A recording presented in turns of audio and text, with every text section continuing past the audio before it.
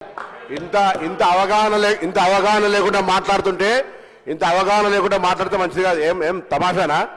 ఎందుకు ఇందిరమ్మ పేరు ఏం మాట్లాడుతున్నాడు ఆయన? ఏం మాట్లాడుతున్నాడు? దానికి ఏం భాష? రికార్డు ఎందుకంటే మాట్లాడుతున్నాడు ఆయన? క్షమాపణ చెప్పండి. ఇప్పుడు మాట్లాడేది సారా టెక్కిల గురించి మాట్లాడుకుని ఇందిరమ్మ పేరు తీస్తాడా?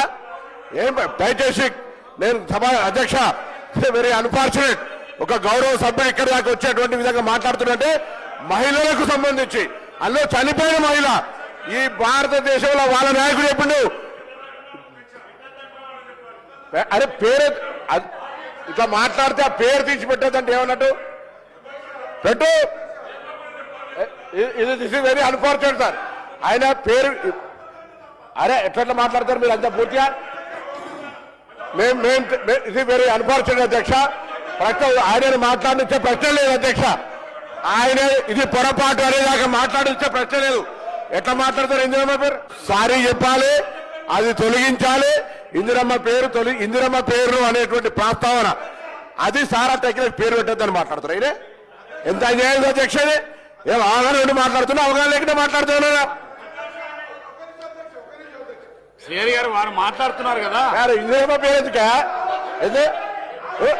నువ్వు ఇందిరమ్మ పేరు ఎట్లా ఇస్తావు? ఎట్లా ఇస్తారు ఇందిరమ్మ పేరు? ఎట్లా ఇస్తారు ఇందిరమ్మ పేరు? Unfortunate, nothing doing sir. ఎట్టి పరిస్థితులలో ఆయన క్షమాపణ చెప్పాల్సిందే.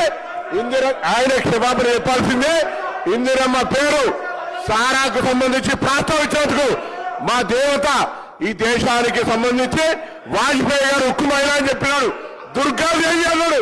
అటువంటి ఆ పేరును వీళ్ళకి ఏ విధంగా ఉచ్చరిస్తారా? ఏమైనా కనీస అవగాహన ఉందా? గౌరవ సభ్యుడికి అర్హత ఉందా? ఇదేం పద్ధతి అధ్యక్ష? దయచేసి నేను ఇందిరమ్మ పేరు గురించి మాట్లాడితే ఎంత అన్యాయం చెప్పండి. ఎట్టి పరిస్థితుల్లో మాట్లాడించేది లేదు. బరాబర్ క్షమాపణ చెప్పాల్సిందే.